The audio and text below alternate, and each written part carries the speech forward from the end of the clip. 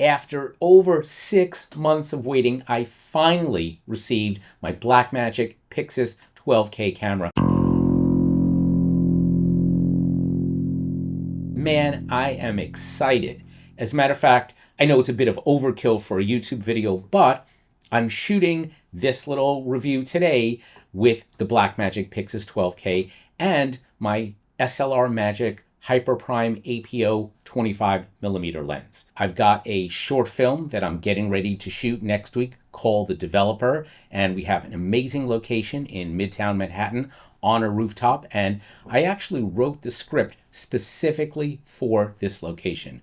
One of the actors lives in the building and he has access to this rooftop, and it's incredible. It overlooks the Empire State Building and all of Midtown Manhattan, and I actually came up with this script based on the location about a couple that's meeting a real estate developer on the roof of his building to discuss investing in his next project. And what this couple doesn't realize is that this developer isn't exactly who he says he is. So if you're interested in seeing this short narrative film shot with the Pyxis 12K, please consider hitting the subscribe button so that you'll know when this short film drops in the next couple of weeks. So here's my thoughts after playing with the camera only a couple of days. First of all, the footage that comes out of this camera is just incredible. I shot in 12K at 3:1 compression, and bringing it into my Resolve system, you can see behind me, I've been able to push and pull this footage and do isolations that are super clean in a way that I never have with previous other cameras. Now, it is true that I'm not used to working with RAW formats, so obviously there's that benefit in all of the RAW formats, but I'm really enjoying B-RAW. It plays back extremely well, and of course just the ability to change the ISO and change the white balance in post is really wonderful, and I'm really just loving the image quality that comes out of this thing. It is just so cinematic. I did a little test shoot in my backyard with some battery operated lights on 24 volts that I'm playing with for this specific shoot, and it was just incredible to see the lights inside the apartments and some of the skylight, and to see this dramatic beam sweeping through my backyard. It's really incredible, and I enjoyed grading the footage tremendously.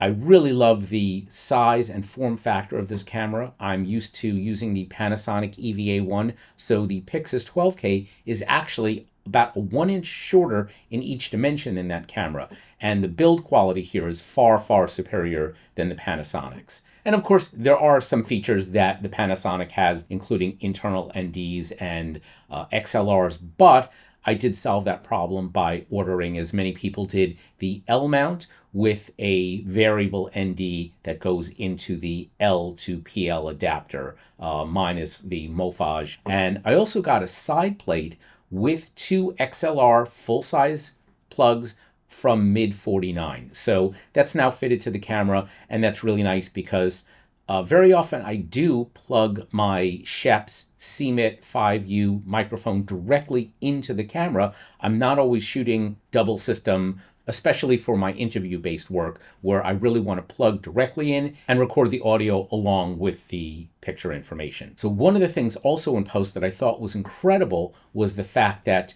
shooting a 12K image, I can just punch in so far and still be able to deliver a 4K image. And previously, what I was doing for interview projects where we didn't have the ability to interview someone for a long time, so I couldn't ask the same question in a wide and a close-up, I would have to punch in, but I was only able to deliver in HD. But now, of course, with a 12K sensor, I'm able to deliver in 4K with being able to punch in all the way from like a wide shot to a close-up. And I think it's really going to help my filmmaking for clients for my interview-based work. And of course, having the 16 stops of usable dynamic range is really incredible. There are certain situations where I have to interview someone against the New York City skyline looking out a window, and we don't have enough lighting to truly balance out the face with the light coming in from the window.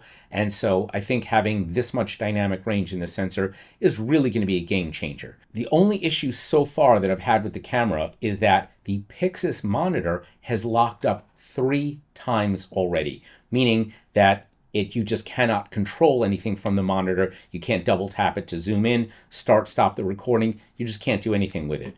And one of the members on the Blackmagic forum suggested that I update the firmware of the Pyxis monitor. And I did that. It was actually one version behind, updated to the new version. And still, when I started recording this video today, the monitor locked up. So if you're interested in seeing this film, the developer, that's going to hit in a couple of weeks, please hit the subscribe button and follow for more interesting things about high-end audio and video, and of course camera equipment. Thanks for watching.